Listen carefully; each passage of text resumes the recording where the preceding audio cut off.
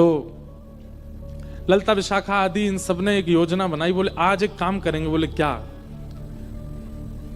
किशोरी जी जितनी सुंदर है ना उतनी ही सुंदर सारी सखियां हैं। वो तो श्रृंगार किशोरी जी का विशेष होता है, इसलिए पता चलता है कि ये ललिता जी, विशाखा जी, ये ऐसे सब। अगर एक सा पोशाक और एक सी श्रृंगार सब धारण कर लें तो कोई पहचान नहीं पाएगा कि इनमें किशोरी जी कौन है। तो आज ललिता विशाखा ने एक लीला करी। एक सी पोशाक, एक से कुंडल, एक सी नथबेसर, एक से गले के हार, एक से सिर को क्या बोलते हैं, उसको क्या बोलते हैं? अरे बताओ ना, कहा बोले बातें हैं? टीका, बाजूबंद, पाम के नूपुर, जो भी होते हैं। हमारे लाल जी पहनते नहीं ना, इसलिए हमको नहीं पता। श्री जी पहनती हैं। तो एक जैसा श्रृंगार। किशोरी जी बोली आज कहां कौतुक करो। बोले आप तो चुप रहो बिल्कुल। आज एक जैसा श्रृंगार होगा, एक जैसी माला, एक जैसे कुंडल, एक जैसे काजल, एक जैसी लालिमा, एक जैसो सब कछु। और आज श्याम सुंदर कुंज में आएंगे तब हम उनसे पूछेंगे बताओ हम में से राधा रानी कौन है। किशोरी, अरे ऐसे मत करो, बेचारे बड़े भोले हैं। एक से सब देखेंगे पहचान नहीं पाएंगे, और नहीं पहचान पाएंगे तो मुंह को कष्ट होएगा। नहीं, अब वो तो मुझे पता है कि वो पहचान तो जाएंगे, लेकिन कहीं तुम सबरी बड़ी ऊधमी हो, कहीं ऐसा श्रृंगार कर लियो, कहीं कोई और पे दृष्टि चली गई और फिर मुझे बड़ो श्रम है जाएगा। ललिता विशाखा बोली श्रम ना होगा, बल्कि स्पष्ट है जाएगी बात। ये जो आपके मन में इतना भ्रम है ना कि श्याम सुंदर बहुत प्रेम करें, अरे भाई प्रेम करें तो पहचान जाएंगे। किशोरी जी बोले अब तुम्हारी जैसी राजी हो तुम करो। सब ने एक जैसा श्रृंगार किया। महाराज श्याम सुंदर की तो कहा चले, ललिता विशाखा नहीं पहचान पा रही है कि सबन में राधा रानी कौन सी है। इंदु लेखा के पास गई, जाके बोली हे श्यामाजू। अरे मैं श्यामाजू नहीं, मैं इंदु हूं। श्यामा जी कौन से? फिर वो हाथ खड़ो कर रही को, मैं हूं यहाँ पे, यहाँ आओ। ऐसी सबरी एक सी बन गई कि आपस में नहीं पहचान पा रही है किशोरी जी कौन सी है। आज सबरी सखी बड़ी प्रसन्न, बोले आज श्याम सुंदर को पता चलेगी, ये बहुत अपना प्रेम प्रेम बता में।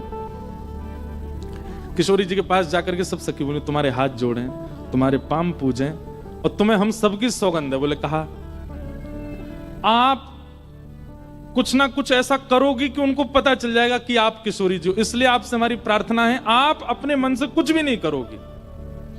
और सबसे आगे विशाखा जी खड़ी हो गई, मैं जैसे करूंगी मुंह देखती नहीं हूं, मैं जहां देखूं वहीं देखना है, मैं जैसे बोलूं वैसे बोलना है, मैं जब बैठूं वैसे बैठना है, मैं जब चलूं तब चलना है, मैं जो करूं वही करना है आपको। इतनी भोली हैं श्री जी, इतनी सीधी हैं, ठीक है कर लूंगी। प्रसन्न भी हैं सारी गोपियां, लेकिन चिंता भी हो रही है मन में कि कहीं श्याम सुंदर पहचान नहीं जाए कि कौन सी है किशोरी जी। आहा, शाम की बेला हुई। ठाकुर जी बढ़िया सुंदर कटकाछनी पहन करके, मुकुट धारण करके, सुंदर श्रृंगार गलमाला पहन करके, और कानन में बढ़िया मकराकृत कुंडल धारण करके वंशी बजाते भय निकुंज में जैसे ही आए। निकुंज में प्रवेश करके जैसे नेत्र खोल करके देखे, आज तो भैया 9 राधा रानी खड़ी हैं सामने, अष्ट सखी और किशोरी जी। ठाकुर जी बोले जे का भैया ये सबरी किशोरी जी कैसे बन गई? अब सामने 9 की 9 एक साथ बोल रही हैं, आओ श्याम सुंदर स्वागत है। अब 9 को एक ही स्वर निकलो। ठाकुर जी सिर पकड़े, भैया जी का गो ये इतने सारे कैसे है गए? तब सूरदास जी का एक पद है, आहा, इनमें को वृषभानु किशोरी, इनमें को वृषभानु किशोरी, श्याम बताए देओ अपने कर सो, श्याम बताए देओ अपने कर सो, बालापन की जोड़ी किशोरी, बालापन की जोड़ी किशोरी। अब एक कोई बोल जाएगा और बाकी शांत रहें तो ठाकुर जी को पता चल जाएगी ज्यादा चपड़ चपड़ बोल रही है जो विशाखा है। तो इसलिए सब एक साथ बोल रही हैं, हे श्याम सुंदर। आप कहते हैं कि आपका और किशोरी जी का बालपन का संबंध है, आप बचपन से ही एक साथ हो। ठाकुर जी बचपन ते नहीं, जन्मन ते संग हैं, हमेशा ते संग है। तो बोले ठीक है, अपने आप उंगली रख करके बताओ हम में से किशोरी कौन सी है, हम में से राधा रानी कौन सी है। ठाकुर जी पहले तो देखते रहे, एक एक के पास जाकर के देखें, एक जैसा स्वरूप, एक जैसा स्वभाव, एक जैसी आंख, एक और महाराज कहां तक कहें, पलक भी एक संगी झपका रही है सबरी। ठाकुर जी को आज नानी याद आ गई अपनी, बोले कि भैया कौन सी किशोरी थी। अच्छा एक बात, वास्तविक में तो ठाकुर जी को सब पता है, लेकिन अब लीला किशोर सखियां कर रही हैं, यही तो लीला है, यही तो निकुंज का आनंद है। तो ठाकुर जी भी उसमें ईश्वरत्व प्रकट नहीं होने देते, लीला है तो लीला ही चलने देंगे। वहां ठाकुर जी सहज ही ऐसे हो जाते हैं, ठीक है नहीं पता मुझे। एक एक के पास जाकर श्यामाजू, मैं आपको सौगंध खा के कह रहा हूं, आप जो कहोगे सो करूंगा। अब पता नहीं कौन सी सखी है सामने, उससे ही कह रहे हैं, एक बार बताए तो आप ही हो ना। सबके आगे जाके मनोहार करें, लेकिन ठाकुर जी नहीं पहचान पाए। ठाकुर जी बोले अब कहा करूं मैं, कैसे पहचानूं, कैसे ढूंढूं कौन सी है इनमें तो किशोरी जी। तभी ठाकुर जी बोले भैया सब सखीन के रूप एक से है सकें, आंख एक सी है सके, श्रृंगार एक सौ है सके, वस्त्र एक सौ है सके, पर स्वभाव किशोरी जी जैसा कोई को ना है सके। और बोले स्वभाव के लिए तो फिर मोकू कछु ने चतुर काम करना पड़ेगा। ठाकुर जी बोले मैंने पहचान नहीं। सब सखी बोली कौन सी हैं? बोले रुक जाओ सिंहासन पर बैठ के बताऊंगा। दूर जाके बैठ गए और सिंहासन पर बैठ के कहा कह रहे हैं, वह देखो ठाड़ी युवतिन में, वह देखो ठाड़ी युवतिन में, नील बसन तन गोरी गोरी, नील बसन तन। देखो वो खड़ी, सब सखी के कौन सी, सब पे उंगली कर रहे हैं, वो खड़ी वो खड़ी, दो वो खड़ी वो खड़ी, नील बसन तन गोरी, जाने नीले वस्त्र पहने और जाको तन गोरो। सब सखी बोली हम सबन के वस्त्र नीले हैं, हमारे सबन के तन गोरे हैं। नहीं नहीं नहीं नहीं, उनको रूप रंग कहा बता रहे है? बोले ये वही हैं। बोले कौन सी? अरे वही जो तुम सबन के बीच में खड़ी हैं। बोले कौन सी? बोले जाने। कहा बालापन में हम ही सिखायो, बालापन में हम ही सिखायो, मैं जब छोटो हतो तब इनने ही मोकू सिखायो। बोले कहा सिखायो? छल बल बहुविधि चोरी, हाँ छल बल बहुविधि चोरी। बोले अरे बालपन में इनने ही मोकू छल करनो, इनने ही मोकू हट करनो, और कहा बताऊं अलग अलग प्रकार की चोरी करनो मोकू इनने ही सिखायो। जैसे ही कही ठाकुर जी ने बालापन में इन्हें ही सिखायो छल बल बहुविधि चोरी, इतने में ही किशोरी जी सामने आके, मैंने कब सिखाया तुमको? ठाकुर जी बोले ये रही हमारी श्यामाजू। ललता विशाखा सब सिर पकड़ के बैठ गई। बोले हे किशोरी जी कहा क्यों? किशोरी जी घबरा गई, अरे अरे मुझे गलती है गई। बोले गलती का है गई, आपने तो 2 मिनट में आके कह दी कि मैं हूं किशोरी। हाँ, ठाकुर जी दौड़ करके गए, किशोरी जी को अंक में भर लियो। सब सकीन के नेत्र सजल है गए, कैसी भोली हमारी किशोरी जी, कैसी सीधी हमारी श्री लाडली जी। ऐसे सीधे हम हैं, ऐसा स्वभाव हमारो है, और हम भजते हैं राधे कृष्ण। मिलेंगे हमें, उनके लायक हैं हम कहीं से भी। इनके गुण की ग्रथित मालूम है, इनके गुण की मालूम है, आज हूँ उरते ना छोड़ी, आज हूँ उरते ना छोड़ी। सूरदास प्रभु तिहरे मिलन को, सूरदास प्रभु तिहरे मिलन को, जैसे पाट की डोरी, जैसे पाट की डोरी। इनमें को वृषभानु किशोरी, इनमें को वृषभानु किशोरी। बोले वृषभानु दुलारी की। ऐसी हमारी किशोरी जी हैं, ऐसी हमारी लाडली जी हैं। हम वह सरलता, सहजता, सौम्यता, प्रसन्नता की बिंदु भी नहीं है, हमें कैसे मिल जाएंगे ठाकुर जी? इसीलिए हमें आचार्यों की आवश्यकता, इसीलिए हमें गुरुओं की आवश्यकता, इसलिए हमें कथाओं। गुरु बन गए, कथा सुन ली, आचार्य मिल गए, हो जाए कल्याण? नहीं, अपना परिवर्तन देखना पड़ेगा हमको कि हम परिवर्तित हो रहे हैं कि नहीं उनकी कृपा से। और आज श्रीजीव गोस्वामी पाद की कृपा हो गई गदाधर जी पर। किस वजह से? क्योंकि उनका स्वभाव वो ठाकुर जी को प्रिय लग गया था, इसलिए बिना आचार्य के ही उनके चित्त में ऐसा प्रेम प्रकट हो गया और आज आ गए वृंदावन।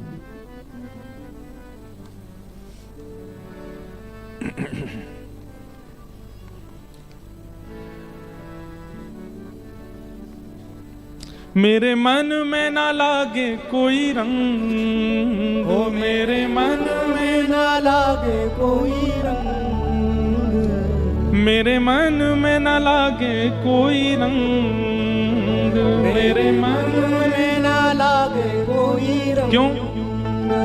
ओ मैं तो रहूं रसिकन के संग, ओ मैं तो रहूं रसिकन के संग, ओ मैं तो रहूं रसिकन के संग, ओ मैं तो रहूं रसिकन के संग। बरसाना बीरज रज धानी, बरसाना बीरज रज धानी, बरसाना बीरज रज धानी, बरसाना बीरज रज धानी। ओ जहाँ विराज राधा रानी, जहाँ विराज विराज राधा रानी, जहाँ विराज राधा रानी। ओ मेरो मन लाग्यो बरसाने में, जहाँ विराजे राधा रानी, मेरो मन लाग्यो बरसाने में, जहाँ विराजे राधा रानी।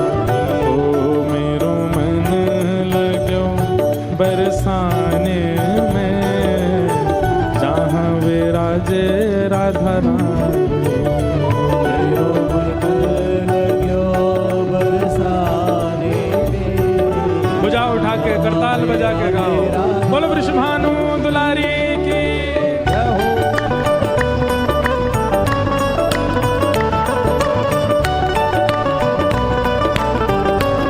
बोलो वृषभानु के जमाई की।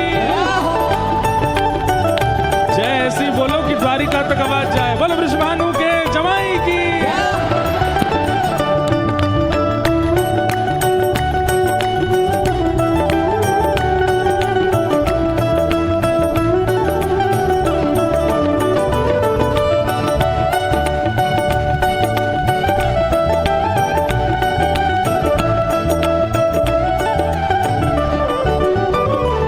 मुझे दुनिया से नहीं कोई काम, ओ मुझे दुनिया से नहीं कोई काम, मुझे दुनिया से नहीं कोई काम। ओ मुझे दुनिया से नहीं कोई काम। क्यों?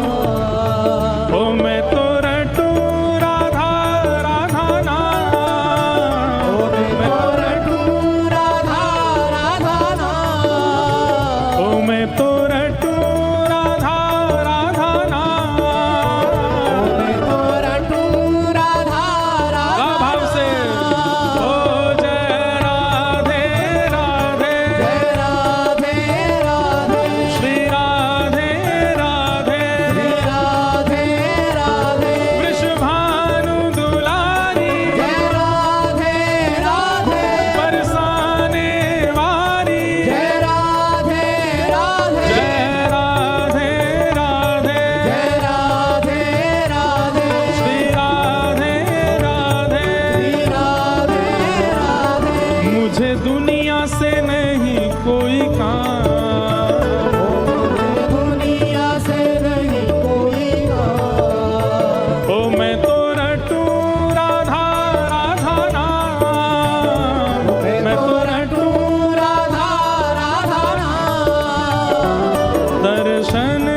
करूं सुबह शाम, ओ दर्शन करूं सुबह शाम।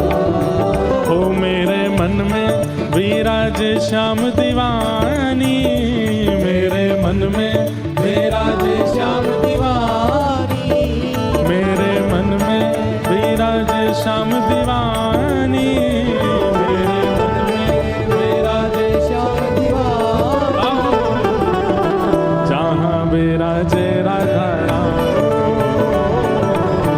जहाँ विराजे राधा रानी, ओ मेरो मन लाग्यो बरसाने में, जहाँ विराजे राधा राम।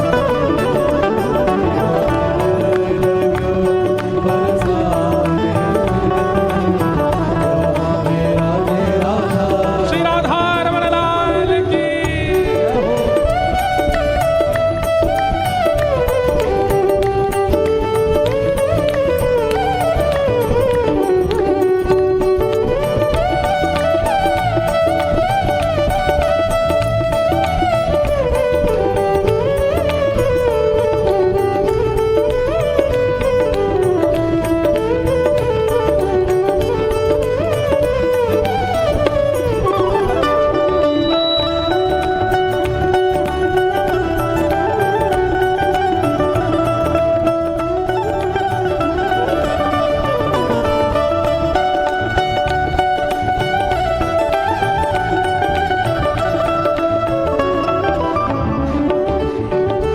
मुझे दुनिया से नहीं लेना देना, मुझे दुनिया से नहीं लेना देना, हे मुझे दुनिया से नहीं लेना देना, ओ मुझे दुनिया से नहीं लेना देना।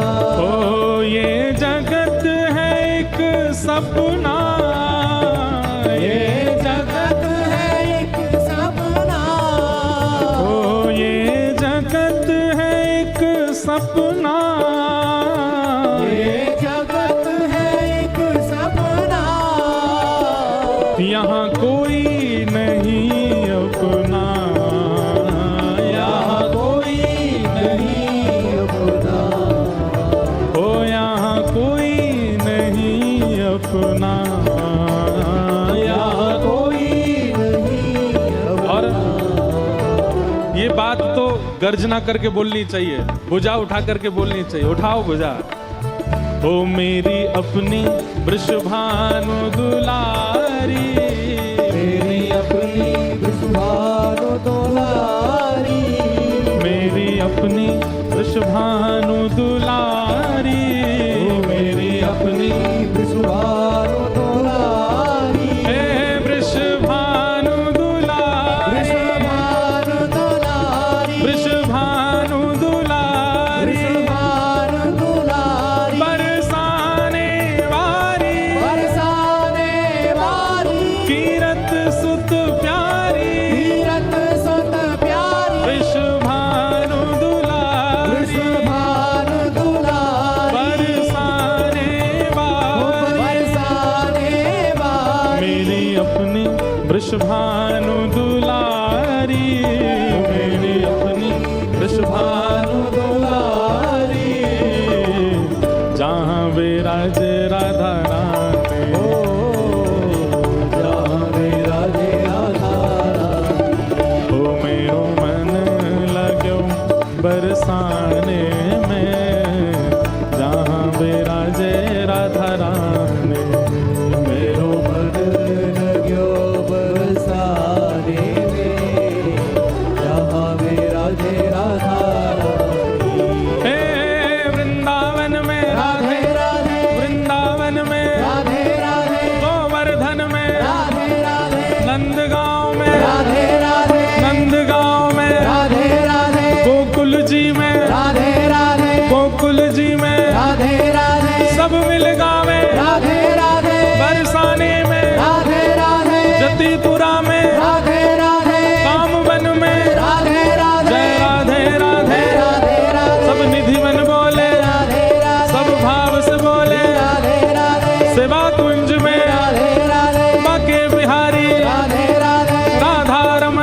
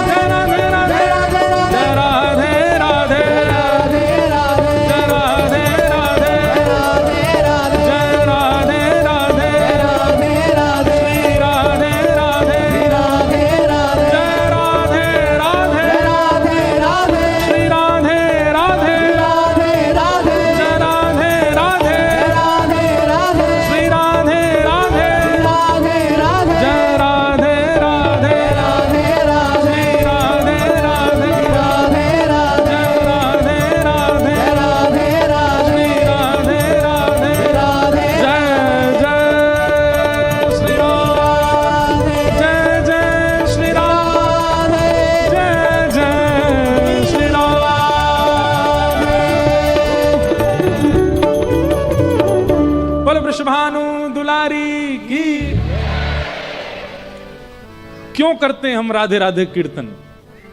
और ये सब भजन कीर्तन का आवश्यकता क्यों है? ये नृत्य करने के लिए, गाने के लिए, ताल बजाने के लिए तो ठीक है, पर मूल रूप से हम में जिनका हम कीर्तन करें उन जैसा स्वभाव चित्त में आ जाए, उन जैसा गुण चित्त में आ जाए, इसलिए कीर्तन है। ऐसी हमारी किशोरी जी भोली हैं, सीधी हैं, सरल हैं, सहज हैं, और सब सखियां बचाती रहती हैं। ठाकुर जी फिर भी अपनी चतुराई से, अपनी लीलाओं से किशोरी जी के, अच्छा इससे करते क्या है ठाकुर जी? कोई किशोरी जी का, बल्कि हम सब के बीच इन लीलाओं के द्वारा ठाकुर जी प्रकट कर रहे हैं कि कैसी किशोरी जी भोली हैं और आप कितने निष्ठुर होकर उनको पाना चाहते हो, कैसे पाओगे? उनके लिए तो वैसा ही सरल बनना पड़ेगा, सहज बनना पड़ेगा। हम लोग बहुत कठोर हृदय वाले हैं बंधुओं, हम कैसे पाएंगे उनको? इसलिए ये लीलाएं गवा रहे हैं ठाकुर जी आचार्यों के मुख से कि इन लीलाओं को सुन के आपके चिंतन में ये भाव आवे कि इतनी सरल, सहज और ऐसे स्वभाव वाली हमें कैसे मिलेंगी। आज गदाधर पंडित पर कृपा हुई और श्रीजीव गोस्वामी पाद ने उनको आज्ञा कर दी, जाओ अब क्या करना है? बोले वृंदावन में ही रहो और नित्य एक नियम का पालन करो। बोले क्या? चाहे लोग आवे चाहे ना आवे, तुम रोज कथा सुनाया करो, क्योंकि तुम्हारी वाणी में यह सामर्थ्य है, तुम्हारी वाणी में साक्षात श्री युगल सरकार विराज रहे हैं। तुम्हारी वाणी को जो सुनेगा उसके चित्त में, अगर वो जरा भी प्रेम रस का आदि हुआ होगा तो उसके चित्त में प्रेम प्रकट हो जाएगा। भाई जिस भूमि पर जरा सी भी, जो ऐसी भूमियां होती है ना कि एक बीज भी गलती से पड़ जाए तुरंत उपज जाता है। हम लोग तो बंजर हो चुके हैं, हमारे अंदर तो कितने रस डाल दो, कितने कथा सुना दो, कुछ नहीं फर्क पड़ता। पर उपजाऊ कई ऐसे होते हैं, वो बड़े उपजाऊ होते हैं, उनका हृदय, उनकी बुद्धि ऐसी उपजाऊ होती है कि वो जरा सी बात सुन लें आचार्यों की तो उससे कल्याण हो जाता है। और कई ऐसे बंजर होते हैं, उनको खूब मारपीट के सुनाते रहो फिर भी नहीं सुधरते, अपने स्थिति और अपने व्यवहार से कभी बाज नहीं आते। उपजाऊ बनिए, आचार्य कहें और तुरंत वो क्रिया हो जाए। और उन सब के लिए कथा सुनो, उन सब के लिए नाम जप करो, उन सब के लिए नियम बनाओ, उन सब के लिए तीर्थ जाओ, धाम में जाओ। नाम का आश्रय, लीला का आश्रय, धाम का आश्रय, रसिकों की शीत प्रसादी का आश्रय, कितने आश्रय। उनसे कह दिया कि जाओ अब तुम रोज कथा सुनाया करो, लोग आवे ना आवे इससे तुमको चिंता नहीं होनी चाहिए, कथा सुनाओ।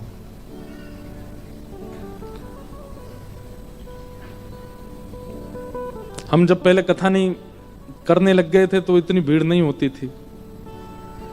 पहले गांधी धाम जब आए थे तब चिंता होती थी लोग आवेंगे कैसे अब चिंता होती समावेंगे कैसे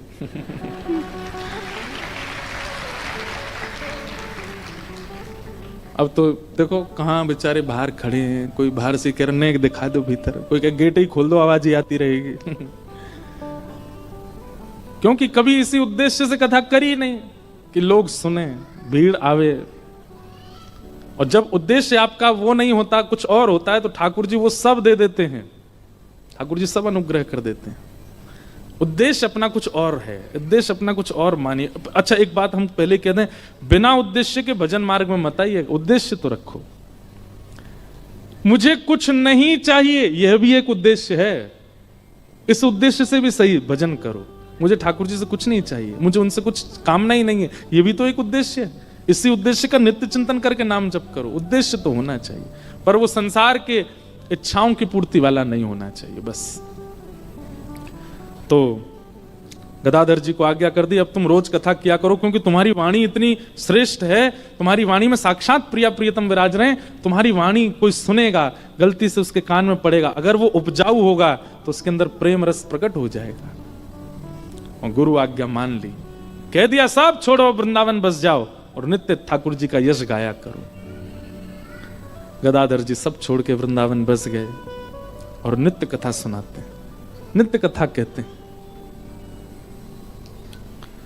हमारे वृंदावन में एक गांव है, उसका नाम है बुरझा। बुरझा, वहां के एक व्यक्ति, उन्होंने अपने जीवन में ऐसा कोई पाप नहीं था जो नहीं किया था, सब किया। खाने का हो, पीने का हो, देखने का हो, स्पर्श का हो, सारे पाप किए। लेकिन गदाधर पंडित जी की जो वाणी थी वो इतनी प्रचलित हो गई वृंदावन में, इतनी संख्या में लोग उनकी कथा सुनने जाते थे, इतनी भीड़ होती थी उनके प्रवचन को सुनने के लिए, सब जगह यश फैलने लगा। दूर दूर के गांवों से लोग आते थे, भाई वृंदावन में गदाधर भट्ट जी कथा करते हैं, उनकी कथा सुननी है। तो एक दिन उनके सब मित्रगण भी बोले, भैया हम तो आज खेलेंगे नहीं, हम तो आज कुछ करेंगे नहीं, हम तो आज वहां जाएंगे उनकी कथा सुनने के लिए। तो उसने कहा, बोले तुम लोग यार आजकल जो हम लोग यहाँ बैठक होती थी हमारी पीपल के पेड़ के नीचे, कुछ पीते थे, कुछ खाते थे, थोड़ा हास उपास करते थे, आजकल बैठते नहीं हो, सब लोग जाते हो, ऐसा क्या है उनकी कथा में? बोले तू भी चल एक बार सुन के आ। तो मन चले, बिल्कुल विषय वासनाओं में युक्त पहुंच गए कथा में, पीछे जाके बैठ गए। परखिया भाव से गए थे, परखने गए थे। जैसे ही पहुंचे, श्री गदाधर भट्ट जी के मुख से प्रेम रस की चर्चा चल रही थी, और वो सुनते सुनते वो देख तो रहे थे गदाधर जी को, देख तो रहे थे मंच को, लेकिन देखते देखते व्यास अंतर्ध्यान हो गए, व्यासपीठ अंतर्ध्यान हो गए, साक्षात लीला प्रकट होने लगी। उनको दिखने लगा कि श्याम सुंदर वो खड़े हैं, ये जो गदाधर जी बोल रहे हैं वो प्रत्यक्ष उनको दिखने लगा सन्मुख। अब तो ऐसा चस्का लगा उनको कथा का, अब तो वो नित्य जाने लगे। और नित्य जाते जाते स्थिति ऐसी कि अपने सारे विषय भोग सब छोड़ छाड़ दिए, रोज जाते कथा श्रवण करते। अब तो सबसे आगे बैठने लगे, कथा सुन के कोने में बैठ जाते आगे, और नेत्र बंद करके बैठते, पूरी कथा श्रवण करने के बाद ही उठते। ऐसा उनका समर्पण हो गया। इन सब कारणों से एक स्थिति हुई, क्या कि अब परिवार का जो व्यवहार निभाना चाहिए था वो निभा नहीं पाते थे, वो जो श्रोता सुनते थे कथा। परिवार में कोई उत्सव होता, परिवार में कोई ब्याह होता, परिवार में कुछ होता, तो वो बचने का ही प्रयास करते। जाते तो थे लेकिन इतना इन्वॉल्वमेंट उनका होता नहीं था, क्योंकि भाई भक्ति चित्त में आएगी तो आप व्यवहार से थोड़े तो हट जाओगे, ये तो निश्चित है। इसलिए जिसको व्यवहार करना हो या व्यवहार प्रिय हो, भक्ति मार्ग में ना आवे, क्योंकि भक्ति मार्ग छूट जाएगा या फिर व्यवहार छूट जाएगा, कोई एक ही रह पाएगा, दोनों नहीं निभ सकते। हाँ, ये होगा कि आप स्वभाव से विचार से भक्ति मार्ग के हो, व्यवहार में फिर आप नाटक ही करोगे, व्यवहार में फिर आपका नाट्य चलेगा। बोलनी तो नहीं चाहिए पर हमारा भी ऐसा ही स्वरूप हो गया है। अब वैसे तो घर जा नहीं पाते 2-2 महीना तक, लेकिन अब जब जाते हैं और घर के संबंधियों में कुछ कहीं आना जाना होता है ना, तो फिर वो बहुत व्यवहार ही चलता है, नाटक ही चलता है, क्योंकि हृदय से तो वो निकलता नहीं, तो फिर वो रहने के लिए संसार में थोड़ा नाटक करना पड़ता है। ब्याह में नाचना भी पड़ता है घोड़ी के आगे, वाह, दुल्हा की बलैया भी लेन पड़ती है। मन तो होता है कि लगन आ रहा ने को बढ़िया सो, लेकिन कहा कर लेनी तो पड़ेगी। और जिन जिन के ब्याह निकले होंगे पिछले साल, वो सुन रहे होंगे तो कहेंगे अच्छा दारी को न्यू, लेकिन भैया इसमें हमारा कोई काम नहीं। ये तो भक्ति का स्वरूप है कि वो फिर व्यवहार में आपको ज्यादा निपुण रहने नहीं देगी, वहां तो फिर नाटक ही करोगे आप वास्तविकता से नहीं कर सकते। तो अब वो श्रोता रोज गदाधर जी कथा सुनते, अब वो परिवार के प्रति उनका ज्यादा मन लगता नहीं था, करते थे पर व्यवहार नाटक जैसा होता था उनका। पत्नी कहती मेरे भाई का ब्याह है, चलो जाते, अरे तुम बैठे हो सब नाच रहे हैं तुम भी नाचो, थोड़ा बहुत नाचते, लेकिन चिंतन में ये रहता कि वृंदावन होता, गदाधर जी की कथा सुन रहा होता, कितना आनंद आता। ये कहां व्यवहार में फंस गया। अब ये पहले तो व्यवहार छूटा, अब धीरे धीरे इंद्रिय सुख भी कम होने लगा। पहले तो पत्नी को बोलते थे बढ़िया ऐसा भोजन बनाओ, ये करो वो करो, अब पत्नी जो दे दे वो स्वीकार है। पत्नी जानबूझ करके ऐसा करती, कभी कभी नमक ही नहीं डालती कि बोले कि नमक डालो, वो देखती है कि पूरी थाली साफ हो गई, पा लिया, बोले ही नहीं एक बार भी। पूछा कैसा था प्रसाद, बहुत बहुत बढ़िया, जैसा रोज बनता वैसे ही था। अब उनकी जीव स्वाद की आदि नहीं रह गई है। पत्नी पहले से विचार करके रखती आज ही आएंगे, इनसे लड़ूंगी जबरदस्ती, लड़ाई हो किसी बात पे, बहुत दिन हो गए लड़ाई नहीं हुई है घर में। ये भी एक चिंता का विषय हो जाता। अब लड़ते नहीं है हमसे, आए तो लड़ने लगी किसी बात पर। देवी तुम क्या चाहती हो ये बताओ। बोले मैं चाहती हूं तुम ऐसे इतने बजे सो जाया करो, इतने बजे उठा करो, इतने बजे नहा लिया करो, मुझे इतने पैसे दे दिया करो। ये सब नियम लिख लिया उन्होंने, ठीक है रोज ऐसा ही होगा, इतने बजे उठ जाऊंगा, इतने बजे सो जाऊंगा, तुमको जो चाहिए वो दे दूंगा। पत्नी बोली ये क्या हो रहा है। इसके साथ साथ कई निज जो दंपति जीवन में आवश्यकताएं होती हैं उनसे भी वो विमुख होने लगे। पत्नी स्पर्श से भी दूर रहने लगे, ज्यादा व्यवहार में अब उनकी रुचि नहीं थी। पत्नी लड़ती तो कहते परिवार है, बालक बड़े हो गए, अब तुम भी भजन करो हम भी भजन करें। लेकिन पत्नी ने सोचा ये सब हुआ तब से जब से ये गदाधर पंडित की कथा सुनने लगे। इसने मेरा पूरा घर सर्वनाश कर दिया, या पंडित जी को तो मैं बताऊंगी जो मुझे मिले तो। और ऐसी ओछी हरकत की उन्होंने जो नहीं विचार करना था। वो जो श्रोता थे उनकी पत्नी गई और उसने कहा कि अगर गदाधर पंडित के ऊपर कोई कलंक लग जाए भरी सभा में, वो मेरा पति वो देख ले तो इसके मन से उनके प्रति श्रद्धा खत्म हो जाएगी और हमारा जीवन जो है वो फिर पहले जैसा हो जाएगा। संसार बड़ा विचित्र है। बहुत व्यसनी अगर हो जाए परिवार का कोई व्यक्ति तो भी चिंता में रहते हैं, और कई बार प्याज लहसुन छोड़ देता है तो घर के लोगों को चिंता हो, महाराज जी ये तो देखो ऐसा हो गया है, बिल्कुल कुछ खाता ही नहीं है, आप इससे कहा करो, इसको हॉस्टल जाना है पढ़ने के लिए, इसको विदेश में पढ़ना है, थोड़ा तो खाया करे। ऐसे जब ये इस प्रकार की बात लेके जब आप विश्वास नहीं मानेंगे, ऐसी बातें लेके भी आते हैं माता पिता, महाराज जी बहुत सुधर गई है इसको समझाओ। मैंने वाह सुधरना टेंशन का काम है। मैंने कैसे सुधर गई है, पूरी हम घर के लोग 2 बजे सोते हैं, 4 बजे उठ जाती है।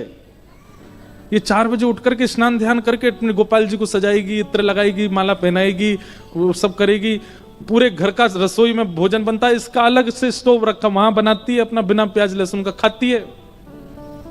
घर में रिश्तेदार आते हैं, नातेदार आते हैं, मित्रगण सब कहते हैं ये क्या चल रहा है, किस किस को उत्तर दें हम।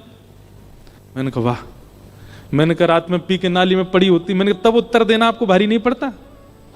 सुबह उठ करके ठाकुर जी की सेवा कर रही तो इसमें उत्तर देना आपके लिए भारी पड़ रहा है। यही तो कलिकाल है। कलयुग में किसी समय में व्यसनी होना चिंता का विषय होता था, और ये कलिकाल है कि आज सुधरा होना एक बहुत चिंता का विषय। जो बच्चे जल्दी सो जाते हैं, जल्दी उठ जाते हैं, बाहर का कुछ खाते पीते नहीं, बहुत संयम से जीवन जीते हैं, ज्यादा टेंशन लेते नहीं, अपना पढ़ाई करना, काम से काम रखना, भजन करना, कथा सुनना, ऐसे लोगों के मित्र ही नहीं होते, ऐसे बच्चों के सखाई नहीं होते। कॉलेज में, यूनिवर्सिटी में अगर बच्चा पहले ही बोल दे, हॉस्टल में रहने वाला, मैं तो बच्चे आते रहते ना इसलिए मुझे पता है, अगर वो पहले ही बोलते मैं तो भैया सुबह 4 बजे उठ जाऊंगा, उस बच्चे के साथ रूम शेयर नहीं करते लोग। ये 4 बजे उठ जाएगा, हम क्या करेंगे फिर, कि भाई रात में पार्टी होगी, थोड़ी थोड़ी पियेंगे, मैं तो नहीं पीता।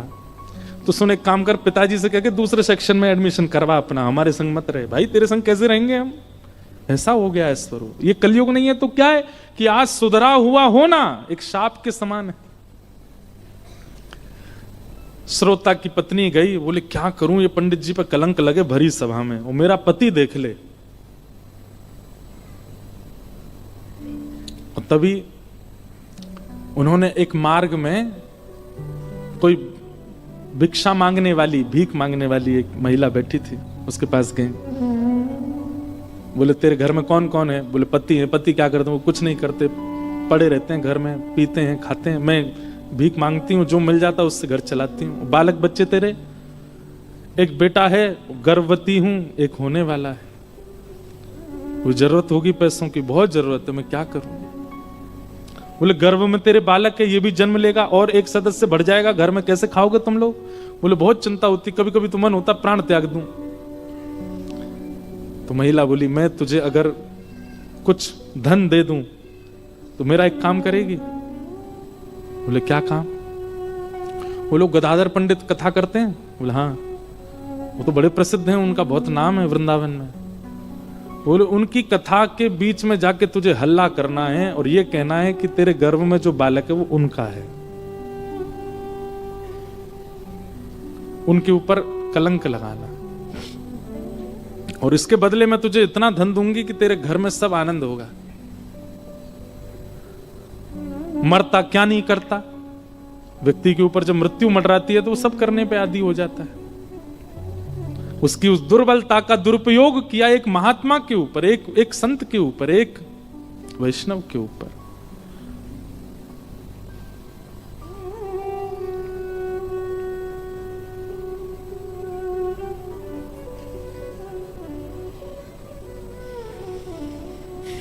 कहना तो नहीं चाहिए, पर कई बार हमको अनुभव हो जाती हैं कई चीजें। कथाओं में आए हुए श्रोताओं के प्रति वैष्णव भाव ही रखते हैं कि सब वैष्णव हैं, इनके प्रति कभी कोई दोष बुद्धि नहीं आती। एक एक व्यक्ति पीछे बैठा खड़ा व्यक्ति भी हमको चिंता देता है कि यार ये खड़ा क्यों, इसको भी स्थान मिल जाए, बैठ जाए।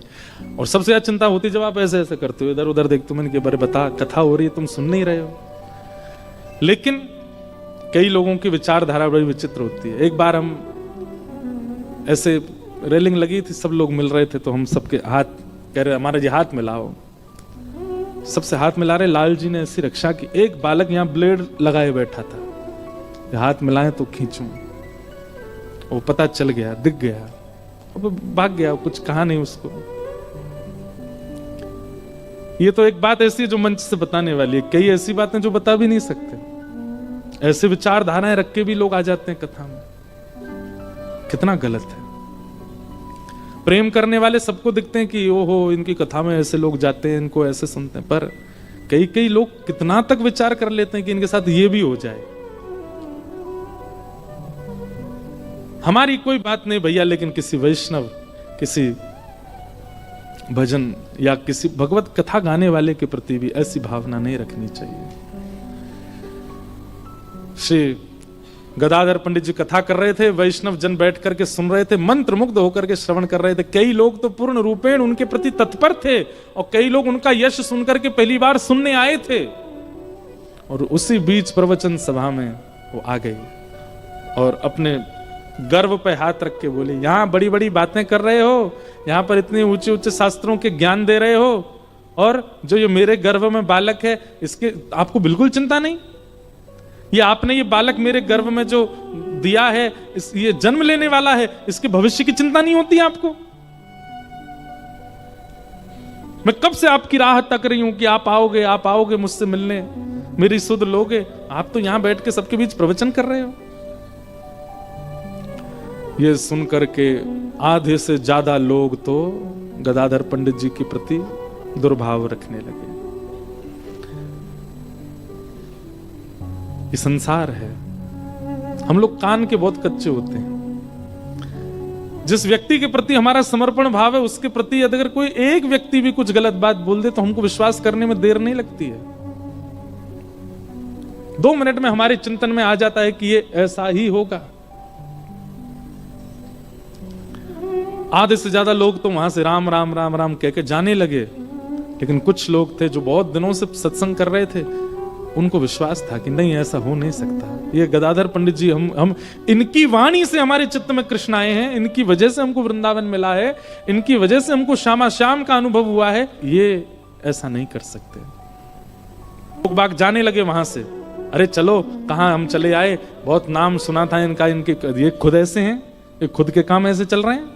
बताओ, एक बेचारी भीख मांगने वाली को जो है इन्होंने उसका दुरुपयोग किया। जो सामने बैठे थे वो सब तो लड़ने को और झगड़ने को आतुर हुए, उसको पकड़ करके कुछ कहना। गदाधर पंडित जी बोले, मेरी सौगंध है, सब बैठे रहो, कोई नहीं उठे, जिसको जाना है वो चला जाए, पर तुम लोग जो मेरी कथा श्रवण नित्य करते, तुमसे मेरी सौगंध, बैठे रहो, कोई नहीं उठेगा। और वो बोलती जा रही है पीछे खड़ी खड़ी, और यहां सब श्रोताओं के नेत्र सजल हो रहे हैं, उनको विश्वास ही नहीं हो रहा है कि ये हो सकता है। वो क्या क्या बोले जा रही है। और उन्हीं श्रोताओं में बैठे थे वो जिनकी पत्नी ने ये करवाया। गदाधर पंडित जी बोले, जब वो शांत हो गई, बोले, तुम क्यों चिंता करती हो? अरे मैं तो तुम्हारी कब से प्रतीक्षा कर रहा था। और ये बात सुन के तो श्रोता और जो जिनमें श्रद्धा थी उनमें से भी आधे उठ के चले गए। बोले, ओ इनने किया ही है ऐसा। लेकिन आधों को अब भी भरोसा था कि ये झूठ बोल रहा है, इन्होंने ऐसा किया नहीं। और तुम चिंता क्यों करती हो?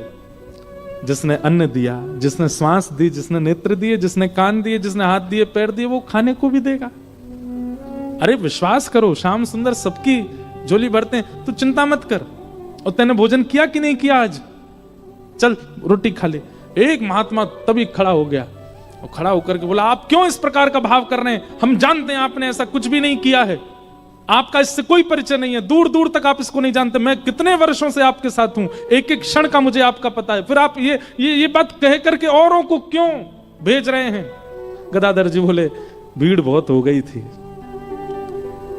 लोग प्रभाव के पीछे भाग रहे थे, लोगों को प्रभाव। ऐसी ही स्थिति श्री चैतन्य महाप्रभु के चरित्र में आती है। उनके केश इतने सुंदर थे, महाप्रभु जी जब चलते थे तो सिल्क के वस्त्र पहनते थे, धोती ऊपरना, और उनका अंग इतना सुंदर था, उनके छरेरा बदन, उनके केश इतने सुंदर, मुस्कान इतनी सुंदर कि लोग बाग सत्संग कम सुनते थे, उनके रूप को ही देखते रहते थे, कितने सुंदर है। महाप्रभु जी जब अपनी पलक झपकाते थे ना, कितने लोग, स्त्रियां नहीं पुरुष भी, उनके पलक झपका के ऐसे देखने मात्र से घायल हो जाते थे। महाप्रभु जी के साथ जब खूब भीड़ हो गई, चारों तरफ भीड़ ही भीड़, जहां से निकल जाए वहां आदमी आदमी है। एक दिन महाप्रभु जी ने विचार किया, क्या वास्तव में मेरे वचनों से ये सब लोग आकर्षित हैं? नहीं, मेरे वस्त्रों से। और उसी दिन बिन बताए रात्रि में ही अपने केश निकाल दिए। और दूसरे दिन जब महाप्रभु जी आए और जैसे प्रवचन करने लगे, आधी जनता तो उसी समय उठ के चली गई। क्यों? जिन केसों पे हम बारी बारी जा रहे थे वो तो निकाल दिए इन्होंने, अब क्या करना।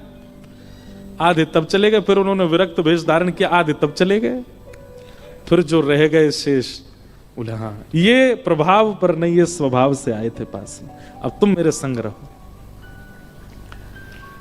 तो गदाधर पंडित जी भी यही बोले तुम क्यों इतना नाराज हो रहे हो? भीड़ बहुत हो गई थी, प्रभाव बहुत ज्यादा हो गया था, और कहीं ना कहीं इतना पुजवाना, इतना पूजना, इतना प्रभाव कभी कभी भक्ति में विघ्न डालता है, ये भी होना जरूरी था, बैठ जाओ।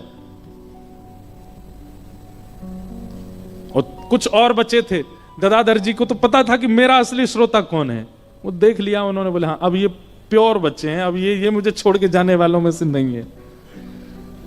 तब उसको बुलाया, बोले तू जो कहेगी हम देंगे, तेरे को अन्न देंगे, धन देंगे, वस्त्र देंगे, तू बस बता किसने कहा यहां आकर के ऐसा बोलना है। गदाधर जी नहीं बोले, किसी ने उसको बुला के पूछा। जब वो नहीं मानी तो फिर उसको थोड़ा रोष करके पूछा, बोले बता किसने कहा, हम तुझे नहीं तो निकाल देंगे। और बोला कुछ थोड़ा, गदाधर जी बोले नहीं कुछ मत कहो। बोले नहीं आप पूछने तो दीजिए। तब उसने बताया, बोले बुर्जा गांव में वो आपके ही श्रोता हैं, ये बैठे यहाँ पे बैठे हैं, इनकी पत्नी ने मुझे धन दिया था कि आके ऐसा बोलो। जैसे ही उन्होंने सुना, सुन करके वो तो क्रोध में भर गए, आंखें लाल पड़ गई, अपनी पत्नी को मारने के लिए जाने लगे। गदाधर पंडित जी ने तुरंत कहा, मेरी कथा अगर सुनी है, सुन करके एक बार भी यदि तुझे श्याम श्यामा के नित्य लीला का अनुभव हुआ हो तो वहीं बैठ जाओ, मेरे तेरे चाहने से कुछ नहीं होता वत्स। मैंने कहा ना, मुझे बहुत प्रभाव मिल गया था, मुझे इसको घटाना था, इसलिए मैं तो प्रार्थना करता था ठाकुर जी इतना यश मत दिलाओ, और ठाकुर जी ने ये लीला करके कर दिया। तुझे सौगंध है, अगर तुझे कथा से एक बार भी प्रिया प्रियतम का अनुभव हुआ हो तो ये घटना ऐसा नहीं करना। बैठ गए, ये स्वभाव। फिर उसके बाद में उनकी पत्नी ने भी आकर के क्षमा याचना की, कान पकड़े।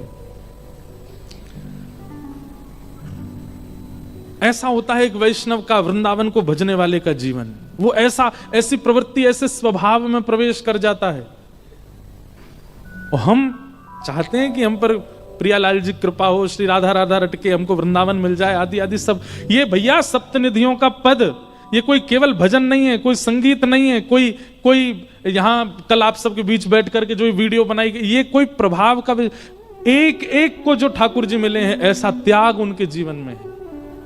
हम कहते हैं रूप गोस्वामी प्रकट की और राधा गोविंद रूप निधान, कहने में हमको 2 क्षण लगता, पर रूप गोस्वामी का त्याग सुनेंगे आप, ऐसे ही नहीं मिल गए उनको ठाकुर जी। श्री गोपाल भट्ट की हृदय वेदना प्रगट्यो शालेग्राम।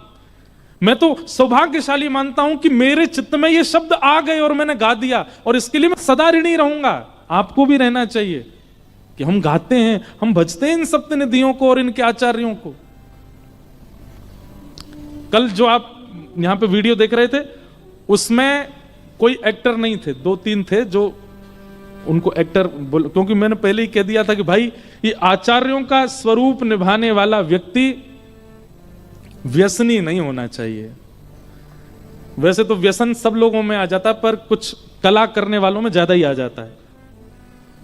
अधिकतर उनमें से वृंदावन के ही हैं, और कितनों ने तो ये कहा था कि भाई सिर पे वो बांध देंगे, क्या कहते हैं वो, कुछ अलग से लगाएंगे ताकि बिना केश के दिखें। सब ने, जिनके भी सिर पर आपको केश नहीं दिख रहे, उन सबके केश थे, केवल इस वीडियो के शूट के लिए उन्होंने अपने केश मुड़वाए कि हमको ये सौभाग्य मिलेगा।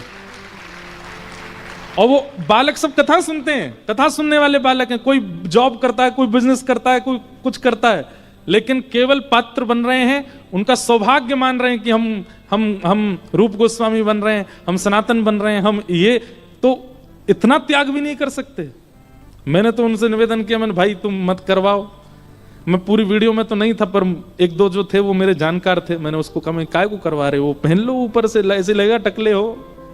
नहीं महाराज जी, सौभाग्य हमारा कि हमको रूप गोस्वामी मधु पंडित बनने का अवसर मिल रहा है। ऐसे नहीं, इतना भी नहीं कर सकते। और केश मुड़वा दिए। मैंने भैया तेरे या त्याग से ठाकुर जी जरूर प्रसन्न भय होंगे, और कभी ना कभी तो देखियो ठाकुर जी निश्चित दर्शन देंगे। इतना त्याग। हम गाते हैं जब, तब हमारे चित्त में ये अपने ऊपर प्रश्न आना चाहिए, क्या हम योग्य हैं जो हम सप्तनिधियों को गा रहे हैं? जिन आचार्यों ने इनको पाया, कितना श्रम करके पाया, कितना त्याग करके पाया। दोबारा देखिएगा एक बार जाके, केवल हरिराम व्यास जी और श्री हितरवंश महाप्रभु, ये 2 बालक ऐसे थे जिनके सिर पर वस्त्र बांधा गया है, इसलिए उनका तो बनता ही नहीं था वो करना। लेकिन बाकी के जितने बालक थे, कई बालक थे, कई वृद्ध भी थे, एक आध रूप गोस्वामी आदि, उन्होंने तो अपने केश मुड़वाए कि हमको ये पात्र बनने का अवसर मिल रहा है। तो भैया वृंदावन शब्द इतना सरल नहीं है कि आप उसको गा दें, आप वहां पहुंच जाएं, आप वहां रह लें। वहां के लिए हमारे आचार्यों ने क्या क्या नहीं किया है, तब जाकर के वृंदावन की कृपा हुई है। सौभाग्य है हमारा कि इतनी दूर वृंदावन से, कच्छ में, गुजरात में, इस गांधी धाम की भूमि में वृंदावन प्रकट होता है। सब सुख सागर रूप जागर रहे वृंदावन धाम। सब सुख सागर रूप जागर रहे वृंदावन धाम। हे रूप गोस्वामी प्रगट कियो जहां, रूप गोस्वामी प्रगट कियो, हे रूप गोस्वामी प्रगट कियो जहां, रूप गोस्वामी प्रगट कियो, राधा गोविंद रूप निधान। वृंदावन मेरो वृंदावन, वृंदावन मेरो वृंदावन, हे श्री वृंदावन प्यारो वृंदावन, वृंदावन प्यारो वृंदावन। रूप गोस्वामी प्रगट कियो जहां, रूप गोस्वामी प्रगट कियो, राधा गोविंद रूप निधान। वृंदावन प्यारो वृंदावन, हो वृंदावन प्यारो वृंदावन, हे श्री वृंदावन मेरो वृंदावन, श्री वृंदावन मेरो वृंदावन। अभी गिरधरलाल जी के दर्शन का आज सौभाग्य है। इस पद के अंतिम भाव तक लाल जी विराजमान हो जाएंगे, फिर सबको दर्शन होगा। हम भी सबसे मिलेंगे आज, हम यहीं आगे बैठ जाएंगे। आप सब लोगों से प्रार्थना, पैर मत छूना, सब लोग थोड़े थोड़े मिलके दर्शन करते हुए निकलते रहिएगा। कल कथा का समय सुबह 10 बजे से है, आप सब लोग समय का ध्यान रख के आइएगा। जिनकी छुट्टी है वो तो आ जाना, जिनकी नहीं है उनको यहीं से ही जय श्री कृष्ण, आप लोग बढ़िया अपना कार्य संभालिएगा। जून में हम फिर से आएंगे गांधीधाम, तो फिर से 4 दिन तक ब्रजरस पर चर्चा करेंगे। गाइए। बिहरत निस दिन कुंज गलन में ब्रज जन मन सुख धाम। बिहरत निस दिन कुंज गलन में ब्रज जन मन सुख धाम। हाँ प्यारो ब्रज जन मन सुख धाम। प्यारो ब्रज जन मन सुख धाम।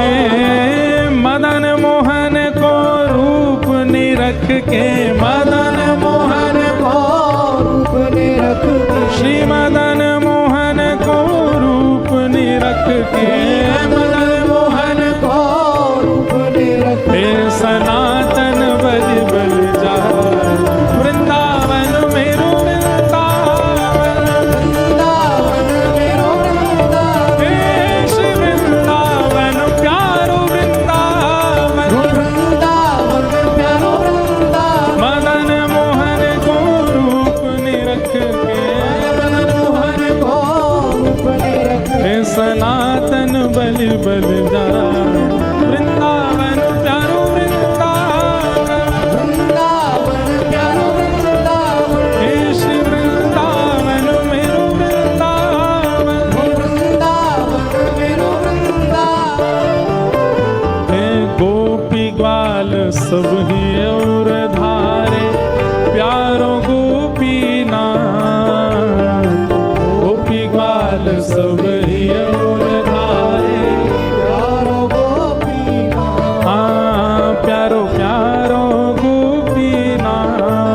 प्यारो प्यारो गोपीनाथ। हे मधु पंडित जिन कंठ लगायो, पंडित जन कंठ लगायो। श्री मधु पंडित जिन कंठ लगायो। मधु पंडित और है रही जय जयकार वृंदावन मेरो वृंदावन। वृंदावन मेरो वृंदावन। हे श्री वृंदावन प्यारो वृंदावन। वृंदावन प्यारो वृंदावन। मधु पंडित जिन कंठ लगायो। मधु पंडित कंठ लगायो। और है रही जय जयकार वृंदावन मेरो वृंदावन। वृंदावन मेरो वृंदावन। हे श्री वृंदावन प्यारो वृंदावन। वृंदावन प्यारो वृंदावन। श्री गोपाल भट्ट झुकी हृदय वेदना प्रगट्यो शालिग्राम। गोपाल भट्ट झुकी हृदय वेदना प्रगटो शालिग्राम। हे श्री गोपाल भट्ट झुकी हृदय वेदना प्रगट्यो शालिग्राम। गोपाल भट्ट झुकी हृदय वेदना प्रगटो शालिग्राम। हे रूप सुधा को खान हमारो। रूप सुधा को खान हमारो। रूप सुधा को खान हमारो। रूप सुधा को खान हमारो। ओ श्री राधा रमण झूला वृंदावन मेरो वृंदावन। वृंदावन मेरो वृंदावन। हे श्री वृंदावन प्यारो वृंदावन। वृंदावन प्यारो वृंदावन। रूप सुधा को खान हमारो। रूप सुधा को खान हमारो। ओ प्यारो राधा रमण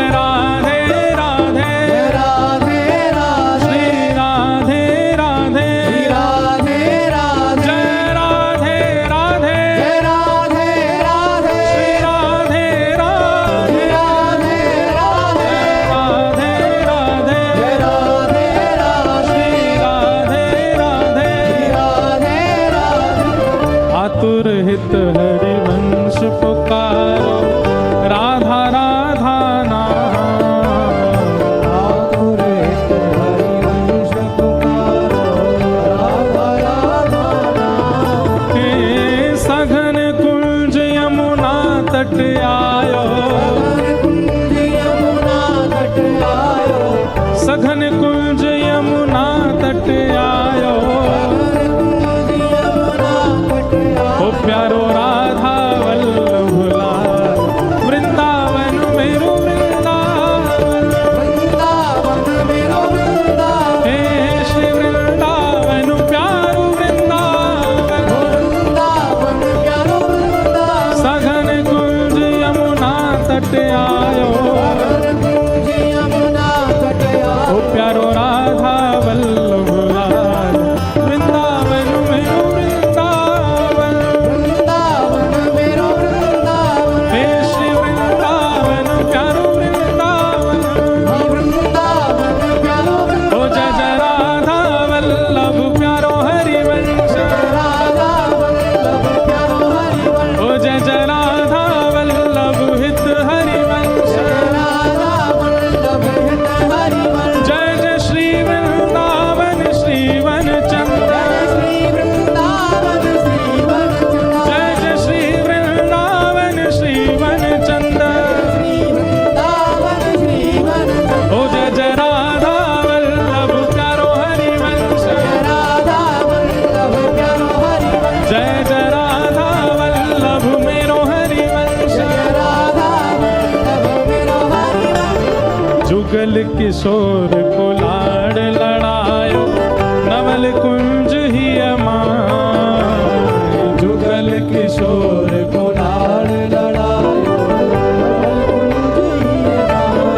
हे कुंजन कुंजन की रज धारे, कुंजन कुंजन की, नीरज धारे। हे कुंजन कुंजन की रज धारे, कुंजन कुंजन नीरज ओ धारे। हरि व्यास युगल यशगार, वृंदावन मेरो वृंदावन, वृंदावन मेरो वृंदावन। हे श्री वृंदावन प्यारो वृंदावन। वृंदावन प्यारो वृंदावन। कुंजन कुंजन की रज धारे, कुंजन कुंजन नीरज ओ धारे। हरि व्यास युगल यशगार, वृंदावन प्यारो वृंदावन।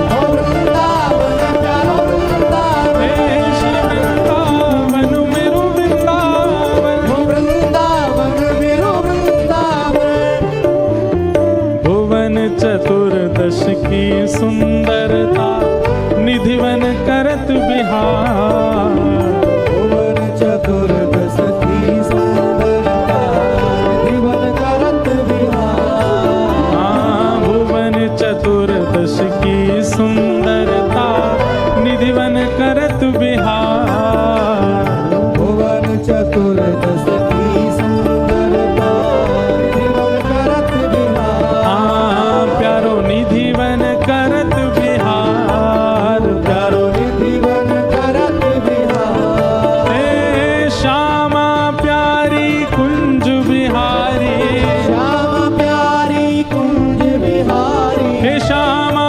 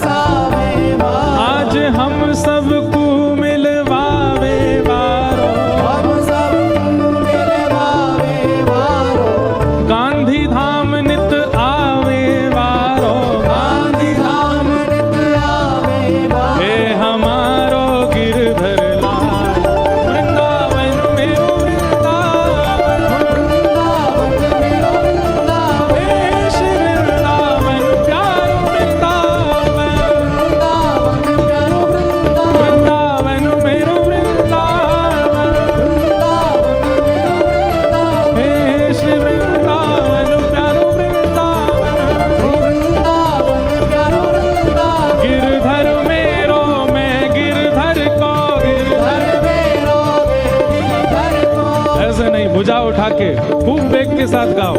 गिरधर मेरो में गिरधर को, गिरधर मेरो में गिरधर को, गिरधर मेरो में गिरधर को, गिरधर मेरो में गिरधर को, हाँ गिरधर मेरो में गिरधर को, गिरधर मेरो में गिरधर को, गिरधर मेरो में गिरधर को, गिरधर मेरो में गिरधर को, गिरधर मेरो में गिरधर को, गिरधर मेरो में गिरधर को, यह आनंद करवावे वारो, आनंद करवावे वारो, हाँ हम सबको मिलवावे वारो, हम सबको मिलवावे वारो, हे हमारो गिरधर लाल।